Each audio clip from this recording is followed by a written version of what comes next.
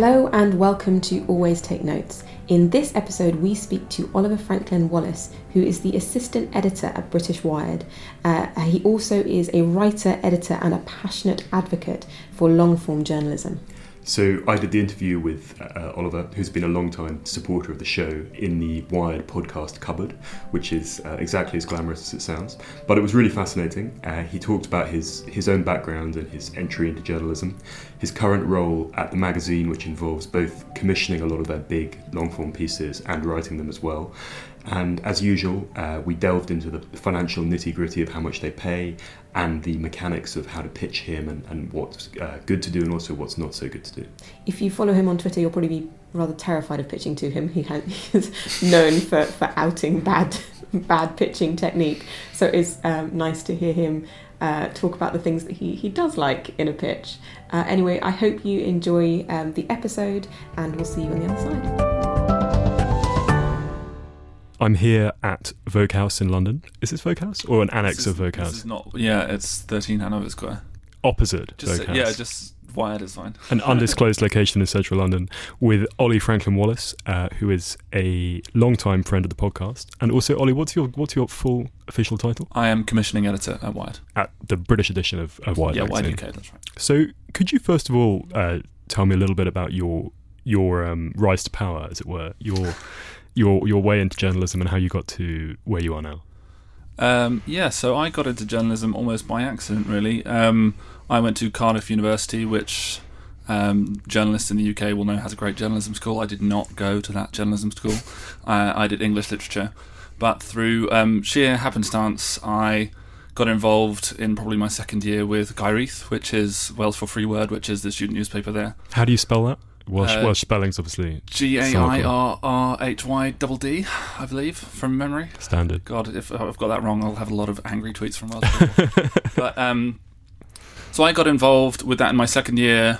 Prior to that, I had no idea what I wanted to do. Really, I thought advertising, something creative, and then kind of discovered reporting, and I kind of took on a bunch of responsibilities. I was co-editing the opinion pages, and I had a column. And over time, I started doing features for the in-house magazine. I launched my own magazine. I kind of stopped really going to university and basically spent all of my time in the Students' Union doing the newspaper with a kind of core group there. Yeah, familiar story for a lot of people. Yeah, I think it's kind of a similar path to a lot of people in the UK. And I then very quickly realised that I was going to leave university with very few job prospects and very little money. And when did you graduate? I graduated in 2010, I think. Okay.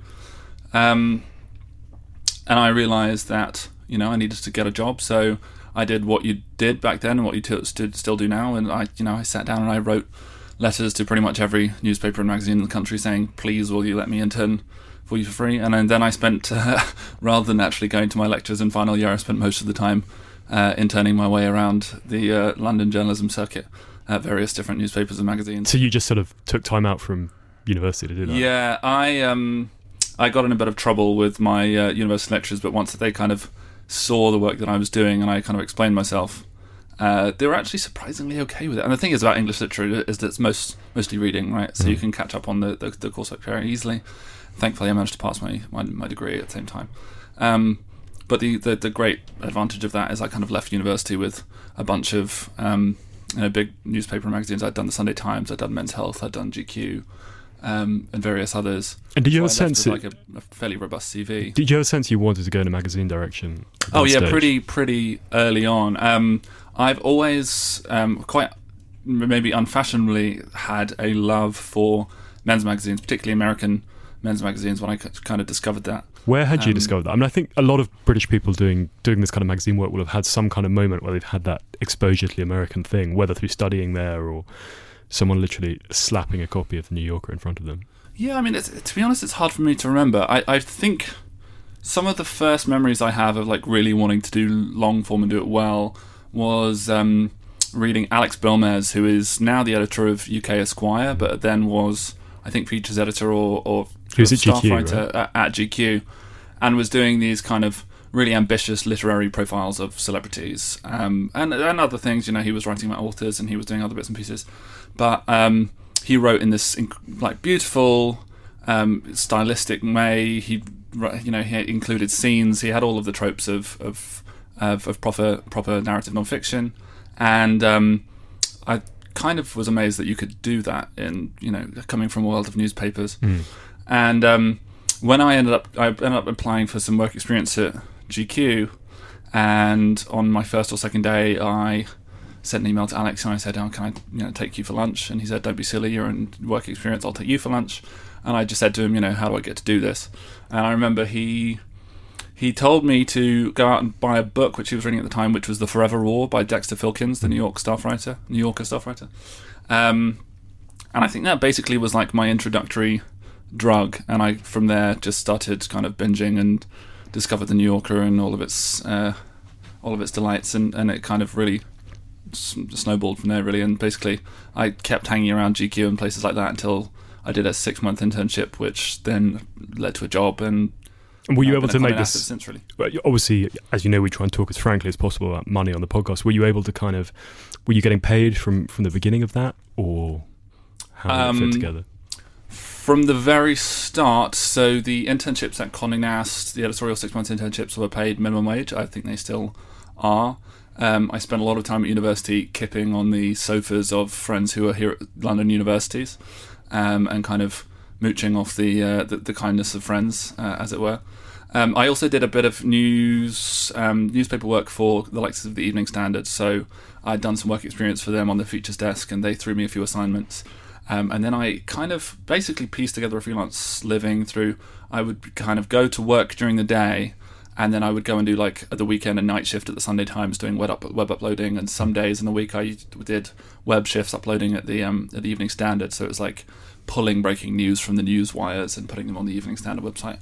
And back in those days, web, comparatively compared to now, there was actually a decent amount of money for day rates for freelancers to do that kind of work. So I was able to kind of somehow piece together a living until I ended up getting a staff job at GQ. And what were you doing at GQ then? So my initial role at GQ, I was online features assistant, which was all of the aspects of GQ which are not fashion.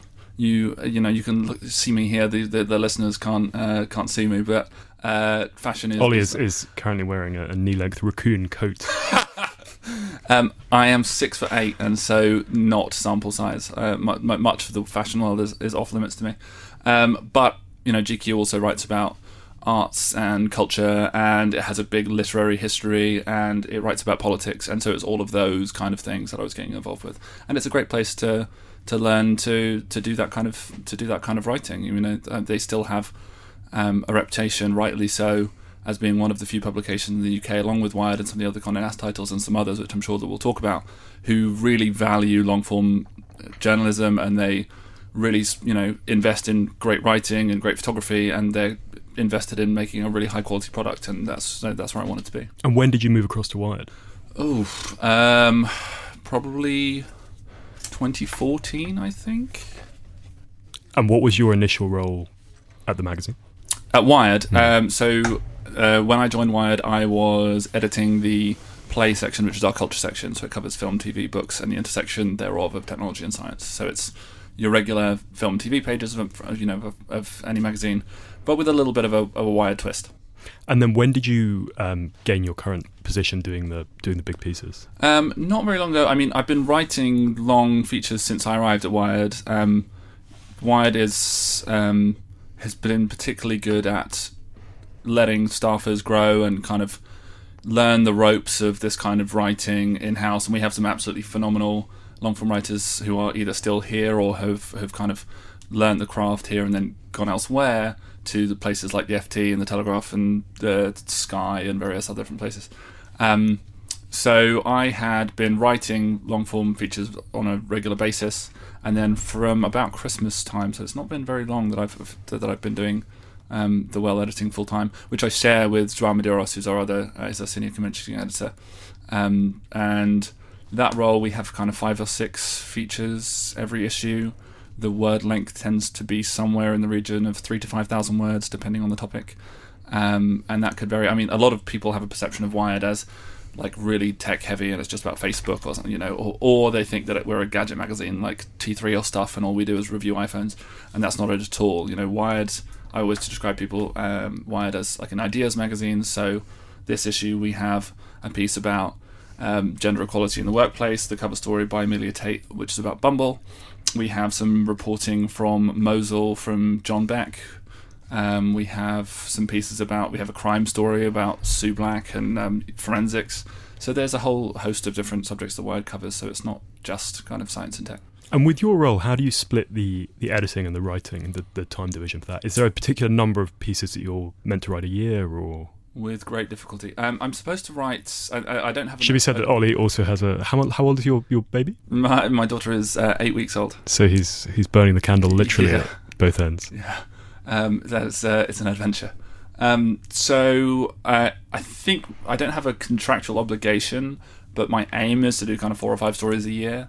We have 10 newsstand issues of the main magazine, and then we have a kind of year ahead issue which comes out at the end of the year around Christmas time, like the same way that The Economist does, called The Wide World next year will be Wide World in 2018. That's a lot. I think there's a really interesting conversation to be had about how many of these things you can do in a year, and I often think it's maybe about 7 would be a pretty... You're prolific, so like you know this better than me. I think you can do 7. Yeah, okay. In a year, if you're not doing other stuff. I think, and I think that you need about 4 on the go at any one time. So that 1 you're sort of scoping, 1 you're pitching, 1 you're reporting, 1 you're writing, and that, particularly if you're freelance, that keeps the throughput of it. But I think I've had conversations with people who've been in job discussions and so forth, who think like I can do 15. I'm not sure that's possible. But it is but certainly that's impressive to do 4 on top of a big editing job as well. Well, so it's I'm kind of interested to hear your view on this, because I always think freelancers have a different perception of it, and being on staff affords you certain time constraints and also certain luxuries. I can spend many weeks or months on a story knowing that I don't need to then chase it for a deadline or for a bill, because I'm setting my own deadlines, which is a bit of a luxury. But I was listening to Ed Caesar, who's a friend and a big inspiration of mine.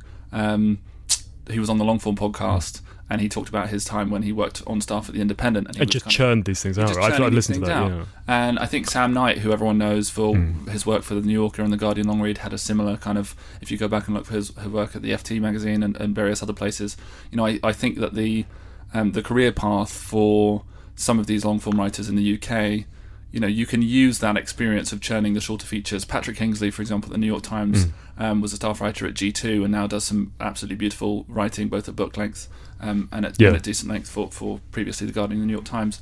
So I think it's a great training ground. It's a proving ground to be on staff somewhere, and it's a shame that there are so few roles where you can kind of get that experience, really. What was the first long form feature that you wrote? This is always an interesting question. For me, it was a piece that I did when I was at Columbia in the States about voter registration among African Americans in the US for the New Statesman, and that was kind of leveraged in that classic way of being in an interesting place at an interesting time and so forth. And there's always this kind of catch-22 situation I think people encounter where they want to do the work but they haven't got any clips indicating they can. What was the way you first did it? So professionally, the first piece, which I would kind of classify as long form, which was 3,000 words or up, was a piece that I wrote about the Silk Road, the online drugs marketplace, for GQ, after I'd been there for 18 months for a couple of years, which was, it was a great place to get a foot on the ladder, and that GQ would let me do that and work with me on the story. It was also an interesting way in for me because it was dealing with an American crime story. A lot of the narrative was me reaching out to American crime agencies. I did actually manage to have an instant messaging exchange with the Dread Private Roberts, who we now know as Russell Brickton has been imprisoned, and Nick. There's a big book. Nick Bilton wrote that great book, which I unfortunately haven't got around to finishing yet, but is excellent.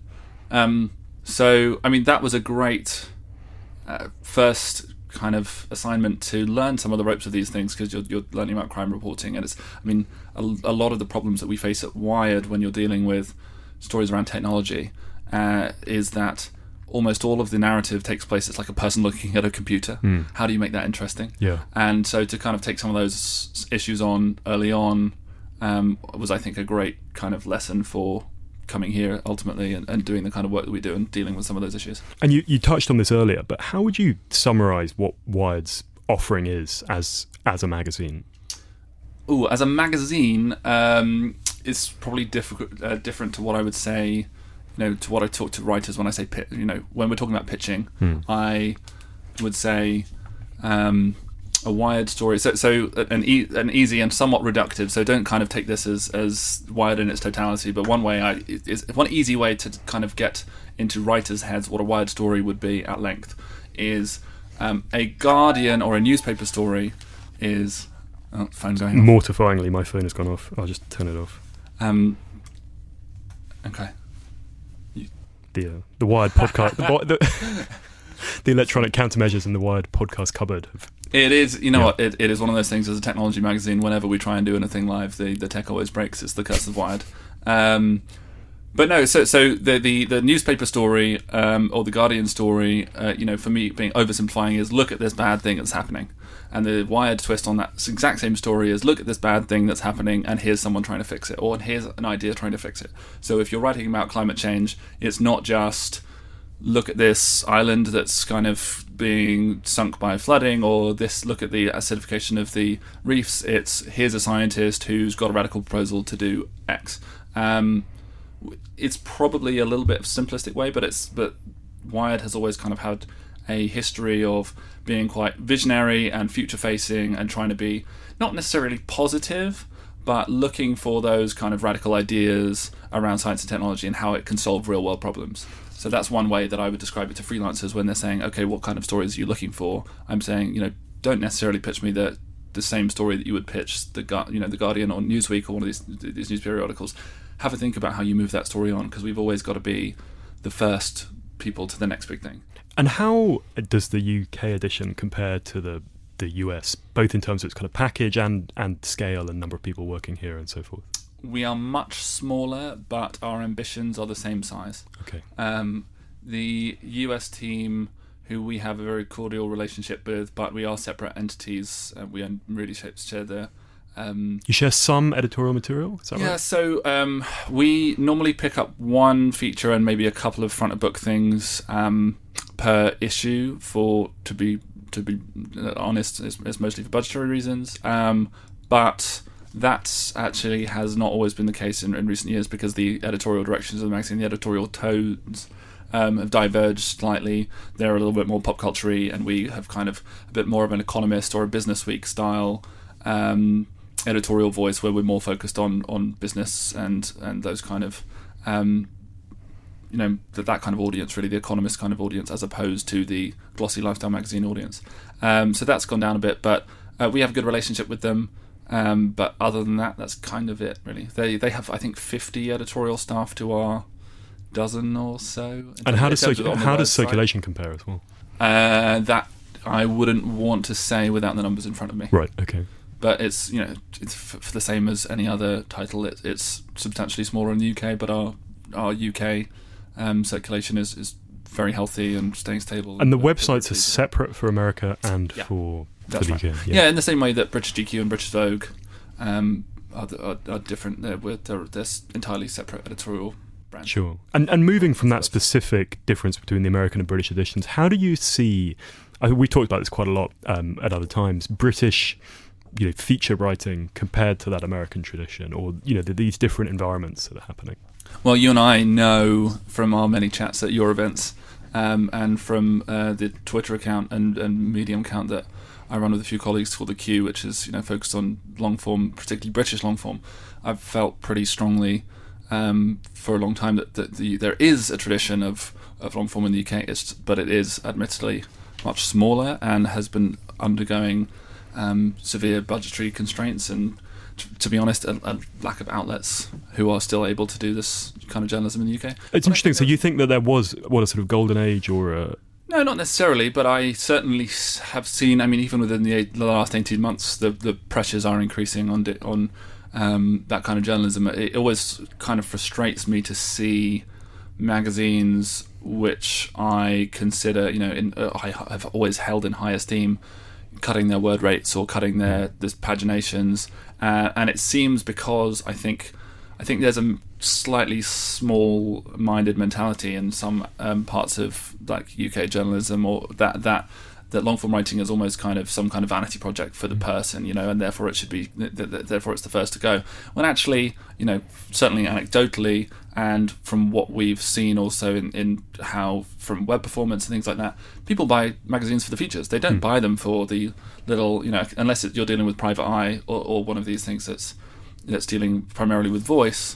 For big, ambitious magazines that you're reading for entertainment, you read them for the big crime stories, for the big celebrity profiles, and not really the front of book pieces. So it does seem a little bit short-sighted as everyone pivots to video that long form seems to be the first to go.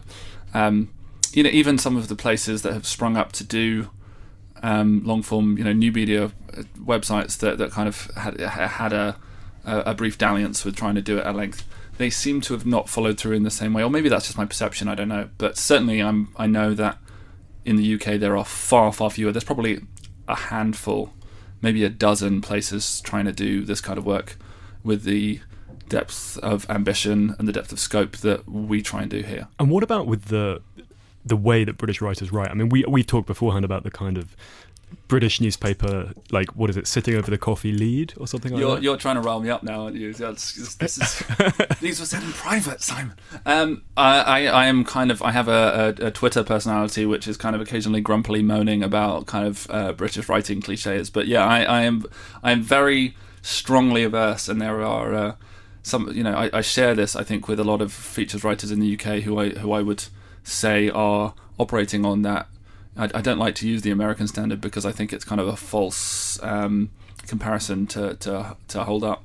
But the thing with the hotel lunches, you read some of these free weeklies and some of the weekend like newspaper weekend supplements, which I know are constrained in terms of pagination and budgets, but they all the story that I'm talking about. Yeah. Could you just explain to our listeners? It's the Starlet X sachets into the Soho Hotel looking disarmingly down to earth in a X designer dress, and the lead takes place over a lunch, and it's kind of I guess the way that I would describe it is they write profiles about that interaction or conversation rather than about that person. If you read a Tad Friend profile in the New Yorker, a profile is, or a Taffy Bread Esarachna story in GQ or something like that, a great celebrity profile is not about just an interaction with that person. It's about what that person means in the wider culture. It's about their ambitions and their life story. And also much more just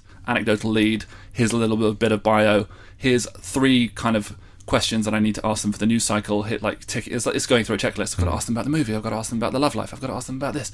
And then you kind of sign off, and it's just slightly depressing to see so many of those stories read the same. And once you've seen it, you can't unsee it. It's everywhere. Yeah. And also, much more simply, it's just that, a profile involves talking to more than the subject, right? Talking to other people about the subject. I think that simple lift, is rare to see. A lot of it, I think, is about craft as well. I mean, it always frustrates me to see. I remember not too long ago, Michael Pataniti, who's a staff writer for the American edition of GQ, a multi-award-winning non-fiction writer, has written several books, who I hold in incredibly high esteem, wrote an interview with Brad Pitt for the American edition of GQ Style, and it got a little bit of, it was in a Q&A, like sections of it were in a Q&A format, and there was a Marina Hyde column in The Guardian where she kind of mocked him asking a question like, what do you dream about? And for me, like, I think there's an earnestness to some of that American profile writing where they genuinely want to know what Brad Pitt dreams about. And unless you ask those questions, and you only ask them the stuff that's, about their latest film, so what's it like working with X? Then you're not going to be able to move something to kind of transcend the boundaries of the mundane and the everyday kind of jobbing profile into something a little bit more special and a little bit more, I don't know, like, I guess it's an art form. Yeah, and there is an argument I've heard that the greatest strength and the greatest weakness of British journalism is its refusal to take itself seriously, which I think because and that's a sort of wider British failing in some ways, that the worst thing you could do is actually care about your work. Yeah, there's a kind of a low level sense of either irony or at times self-deprecation that's kind of slightly irritating at times. But I think hopefully that's changing. You see the work that the likes of Jonathan Chainin and his team at the Guardian Long Read are doing. You had Jonathan from 1843 on, and there are other publications here in the UK who are trying to do this. Helen Lewis and co at the New Statesman are doing some absolutely staggeringly great work at times.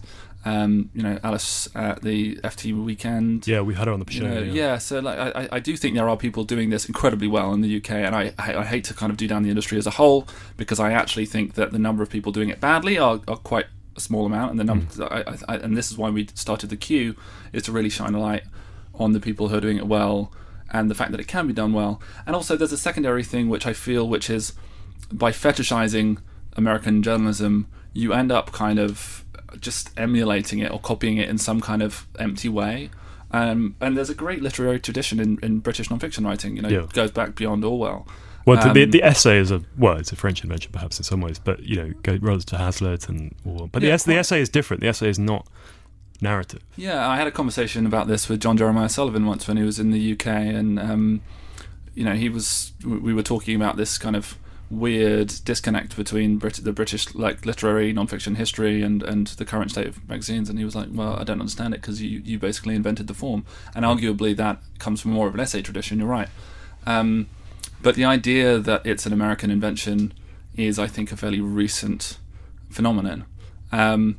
And I think in terms of voice, I was recently introduced to the work. Do you know a British writer called Robert Macfarlane? Yeah, I do. Yeah. Who wrote Matters of the Mind. Yes, who's an absolutely wonderful naturalist and writer. And you see this in the success of books like H is for Hawke, and something that I've been grappling with is that those books are both incredibly beautiful narrative non-fiction, and there's some elements of essay in them, but they have a kind of Britishness of tone and voice that's quite interesting to me to kind of dissect.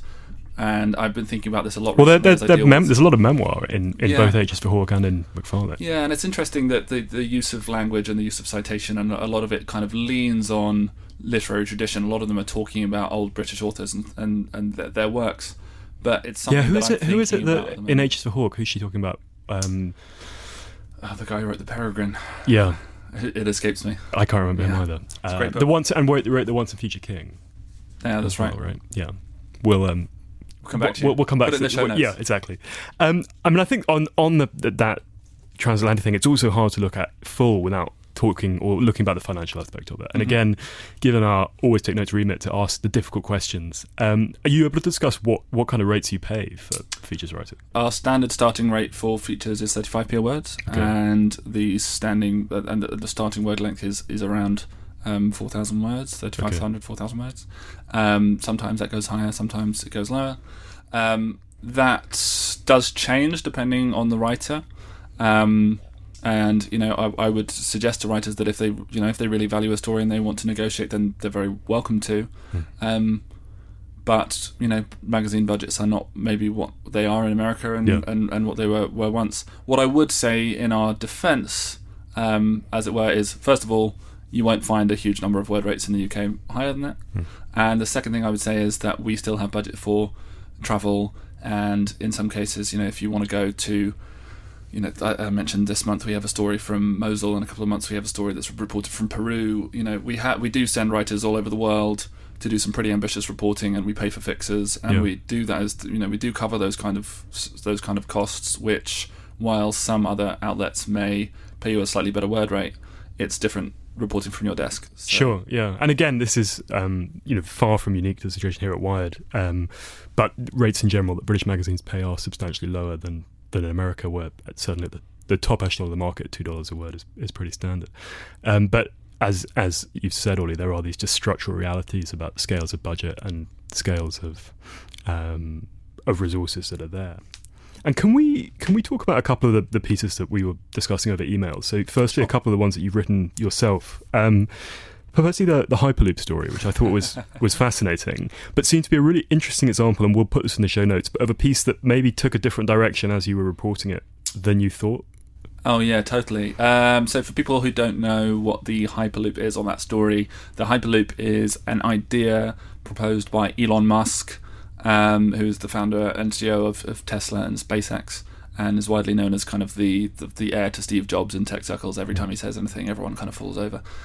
He proposed this idea for a super fast transportation network. It's kind of like the next iteration of the train, only it goes like 750 miles an hour in like pods in a vacuum that would be on stilts and things.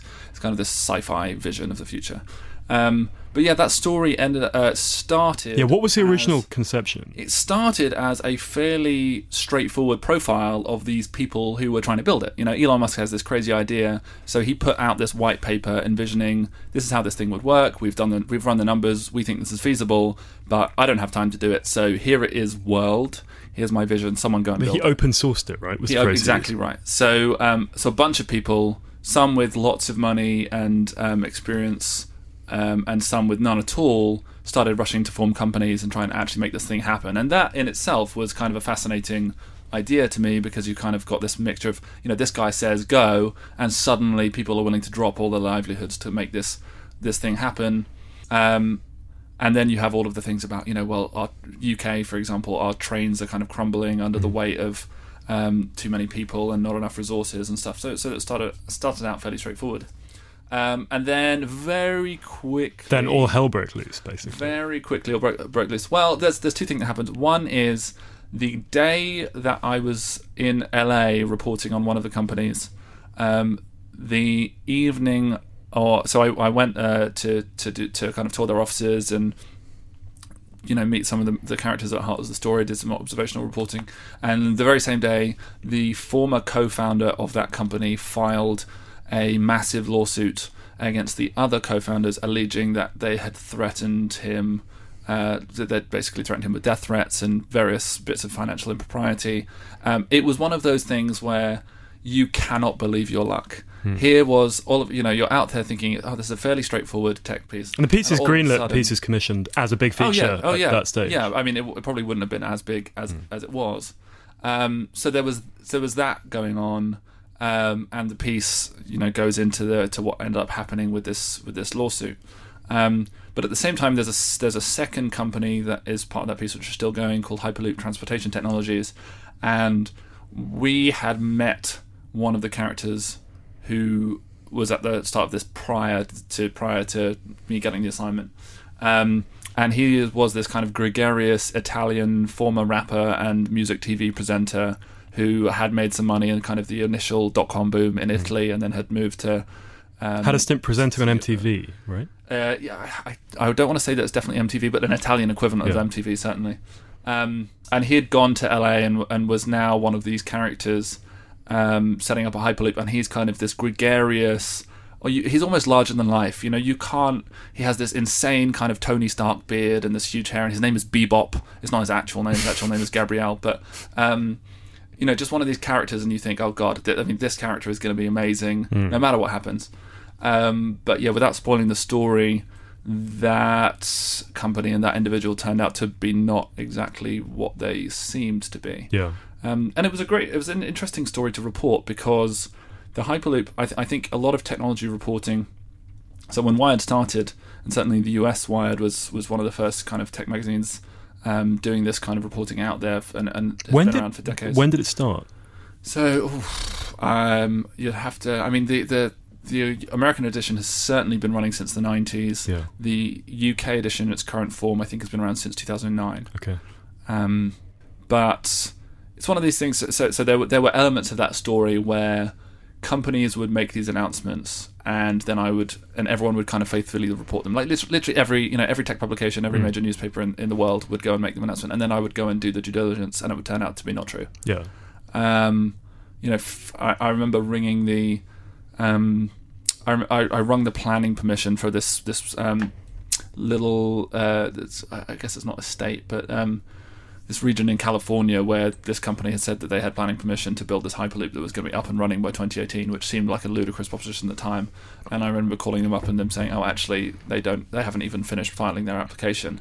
And yet you had all these stories on The Guardian and elsewhere saying that this, you know, parroting this as if it was fact. Yeah. And it really kind of shone a light on some of the problems that exist in tech reporting, with people over relying on the word of publicists and trying to compete for speed online rather than doing the due diligence. Well, I thought in the lead of that story where you're talking about attempted demonstration of the technology in the desert, and the piece makes clear that the machine has failed backstage, and that then they do a sort of bodge fix and it goes halfway.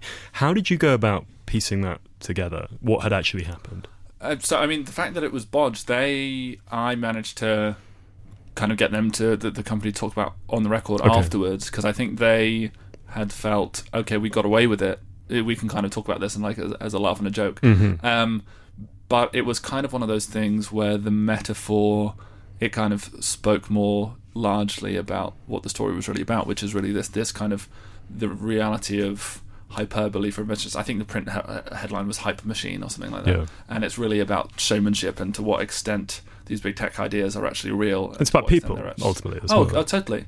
But I mean, it was an absolutely fantastic and fascinating story to report. It had all of these, the legal reporting elements. It has the technology to explain, and it has one of my favourite endings of any stories that I did, which is Bebop did a magic trick at the end of our conversation, which just seemed to me to like the perfect summation. It's a gift, right? Exactly. You can't wish for those moments. And the second one of your pieces, we'll move on to editing in a moment, is the post-Ebola story that you did. So could you talk me through, give a kind of brief précis of what it's about? Again, we'll put it in the notes, and what the process of reporting that was like.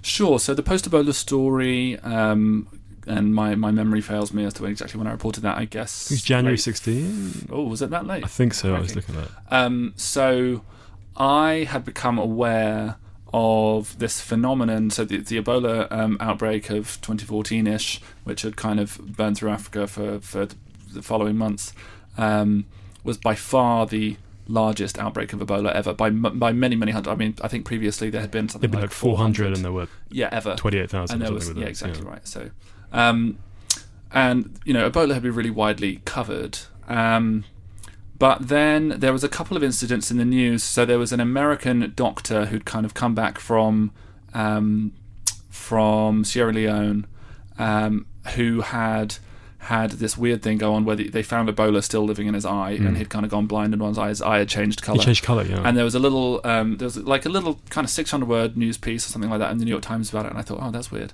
And then something that UK readers may remember, there was the Scottish nurse Pauline Cafferkey, who had a similar relapse case here in the UK.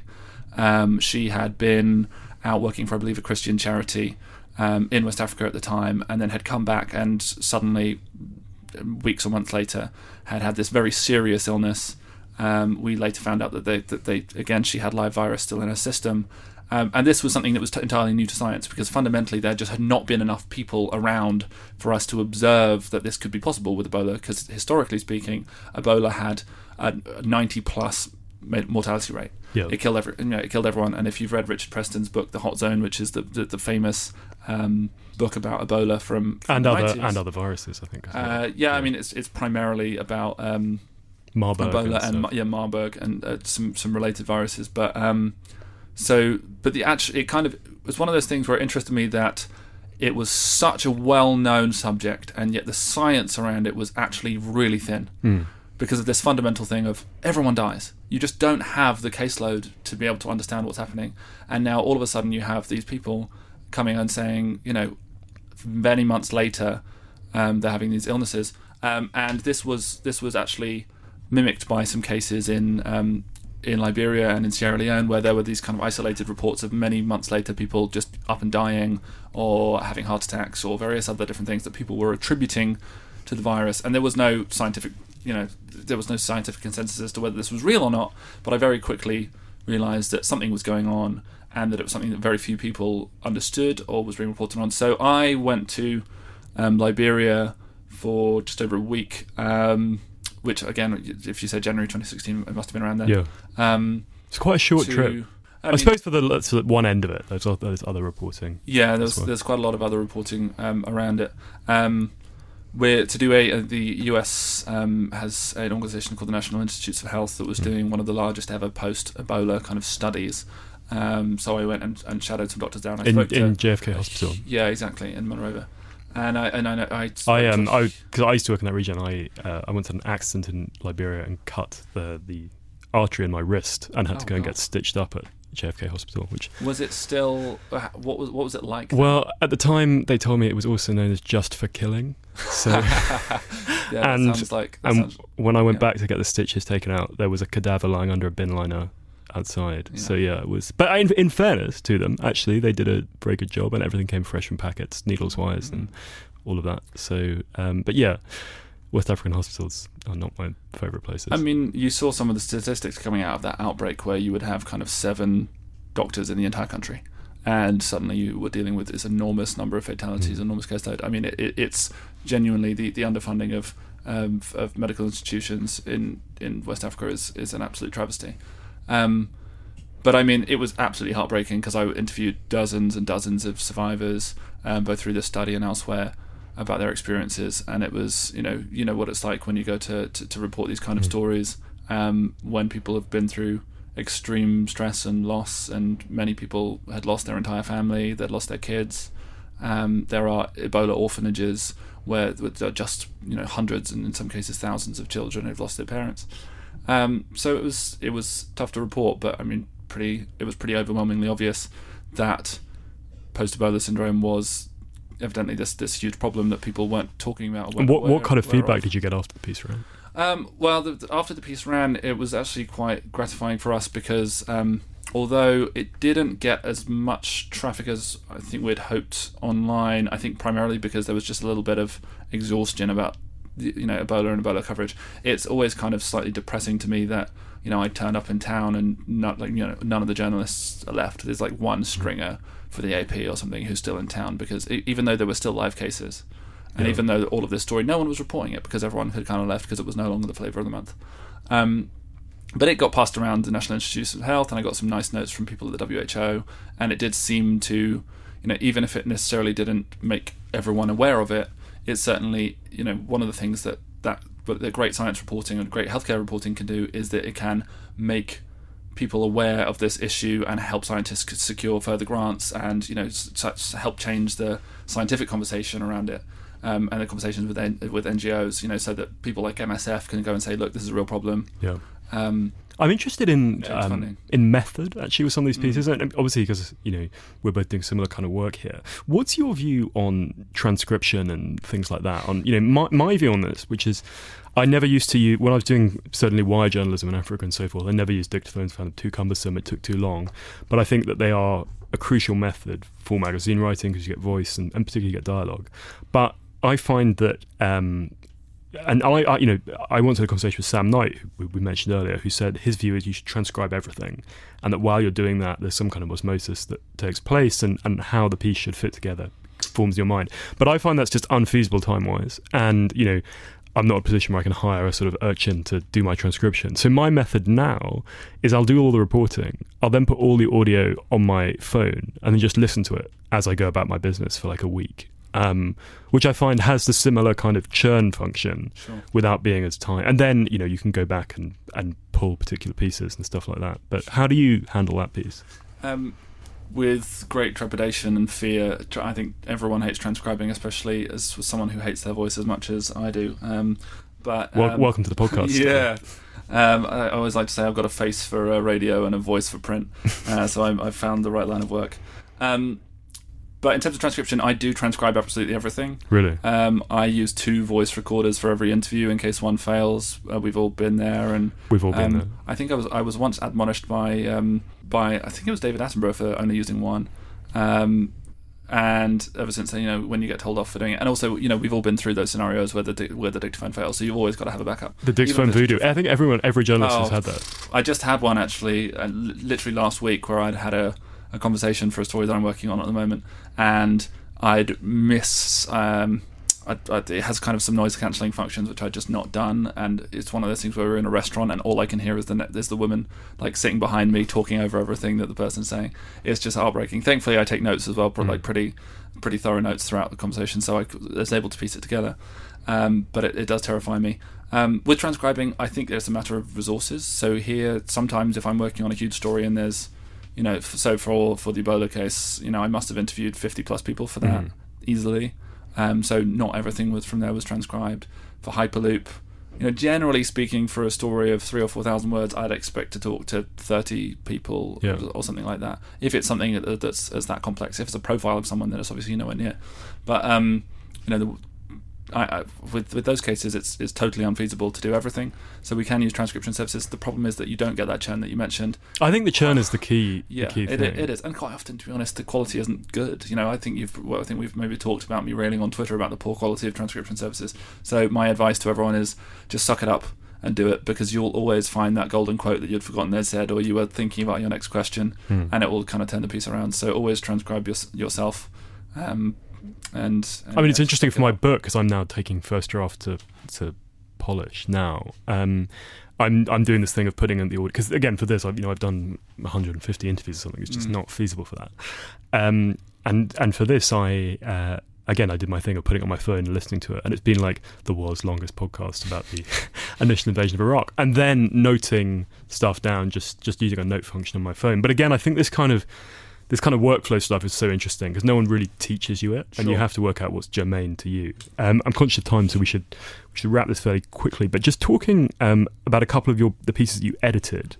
This one about death. Could you talk a bit about your process as editor, maybe using that piece as an example? I'd be interested to know if Hayley Campbell, who wrote the story, is listening, because this is a kind of a funny story editing wise. Hayley Campbell is a British writer. She's not actually British, I think she's Australian, but she's UK based, and a fantastic writer. And when I moved to take over the features well at Wired, I kind of drew up a list of all of these people that I wanted to work with, and she was certainly high up there. And we had a conversation, and she had said, I'm interested in writing about death, the future of death. She'd had a conversation with a mortician who'd mentioned that dissolving bodies in the future, you won't be cremated, your bodies will be dissolved during this process called alkaline hydrolysis. And I said, great, that's the story for us. There was obviously there's a bit of due diligence in building out the pitch properly and working out. Did she have a track of doing this kind of piece? She was a staff features writer at BuzzFeed here, and wrote some fantastic features for them. I know that she's done features for Empire and some of the weekend magazines and things. It was her first feature for Wired, certainly. But she, Hayley was very germane as to how the process works, and how does that process work from where you sit in the editor's seat in terms of pitching? And maybe just what are you? Let's take it through sequentially. So from pitch, what are your sort of do's and don'ts on that? So helpfully, I actually wrote a Medium post about this. So if you kind of check out my Twitter, I think I've linked it. We'll put that in the notes as well. But I don't have a hard and fast rule with pitching, but generally the biggest issue that we have with Wired is people pitching ideas rather than the stories. And when I talk about that, I mean, I want to write about how Bitcoin is going to change insurance or something boring like that. Or I want to write about how gene editing is going to change farming or something like that.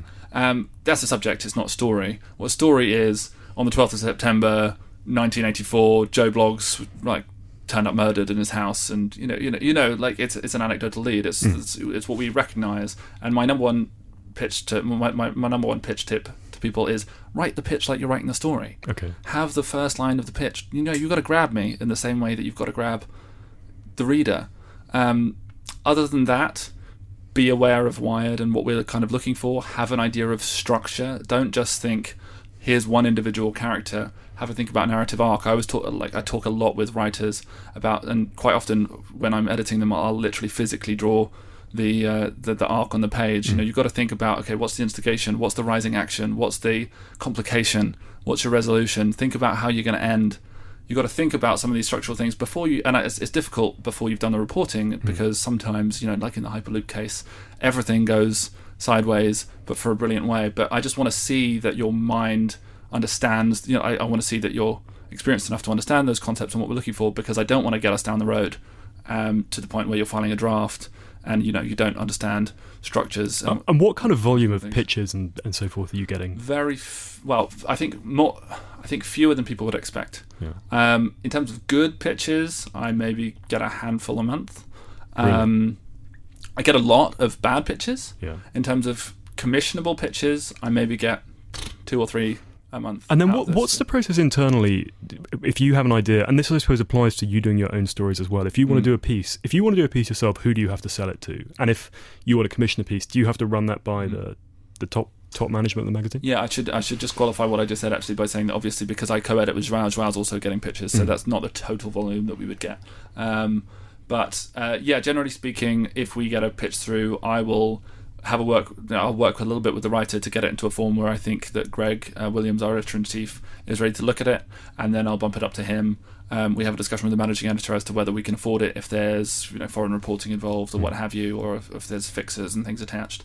And that's pretty much it. I mean, we're not a huge staff, and you've got to think about, is there a time relevant hook for this? So it's got to go in this issue, and therefore how are we going to balance the well? But I mean, I think it's fairly straightforward. As the similar, pretty much every monthly. And then going through the back and forth with the writer themselves. Well, what are your classic bugbears or things that you kind of advice for people? So I mean the classic bugbears are some of the things I talked about with structure. You'd be surprised the number of writers who are otherwise professional and file a 5,000 word story without a single line break. And when you say line break, and they'll say, what's a line break? And maybe that's a functional reality of people writing. What is a line break? A line break is the change of scenes, normally denoted by a double para break and then a drop cap in a print layout or online. I guess that's how I describe it. But it's things like the lead, have a sense of drama at the beginning, have a character that we can relate. Show don't tell is the obvious one, but it's so important. And I think there's, particularly with UK newspaper writing, a lot of profiles say, this person did this coquettishly or something like that, and it's just like you don't need that, because if you can show me a coquettish, by the way, I would love to see a physical description of what coquettish actually is. I would love to have a picture of that in my mind. Just show us the actions. The number one, the dream of any kind of the story is dialogue, where you don't even have to say what's going on because you can just leave it to the other characters. And with a dictaphone, dialogue is so easy in some ways, because it's like a play. Final question: what are your own aspirations, both with your writing and your editing, where you'd like to go? Well, I think we all dream about writing long stories for the New Yorker or what have you. I wish I had time to think of an idea for a book proposal, or talk with agents and things, but at the moment, with a newborn baby and lots to do, it doesn't look like that's going to happen anytime soon. But I'm working on a couple of really fun stories at the moment, so I kind of keep churning those out and hopefully adding to our rosters of great British long form writers. So if you're out there and listening and interested in coming to have a coffee, or picking up an issue and sending us some ideas, then I'd love to hear from you. That's great. Thanks so much, Ollie. Thanks so much. Hello, it's us again with a swift update from our lives. Cassia, what have you been up to? On one front, it's going to be rather depressing. So I'm in the final few months of writing my book. So it's getting to the stage where it's definitely more of a limping crawl on bloodied stumps. Yeah, than a jaunty stroll. So that's not so good. However, very excitingly, I'm about 4 days out from the US publication of The Secret Lives of Colour, No You, whoop whoop, which I'm very excited about, but also means that I'm doing sort of the glamorous publicity stuff, and that's really exciting and fun, and means that I'm having to reread my own stuff, because it's been quite a while since the UK publication, so I've forgotten a lot of the very interesting things that I apparently said. How about you? I am having a discussion with my book editor about timings this week. It's like being called to the headmaster's study. Sounds ominous. Yeah, it is quite ominous. But I've also been commissioned to write another big magazine feature about which I can disclose nothing until I've spoken to my editor later this week, but that should be good. And yeah, otherwise continuing the sort of grinding, brutal toil of trying to finish a book. Oh, we're both at that stage. Let's just say it how it is. Anyway, this has been Always Take Notes, hosted as ever by me, Simon Acomb. And me, Cassie Sinclair. Our producers are Olivia Krellin, Ed Kiernan and Liz Davies. Our music is by Jess Danheiser. Our social media editor is Zara Hankir, and graphic design is by James Edgar. And you can find us on all manner of social media platforms. We're on Facebook and Instagram at Always Take Notes. We're on Twitter at Take Notes Always, and our website is alwaystakennotes.com. And please, please, please do leave us a review on iTunes. We say this every time, and I know that a lot of you have tried, and some of you have found it quite difficult apparently. We don't know why that is, technical difficulties, but keep on trying because it really helps. Thank you. Thank you very much. Bye.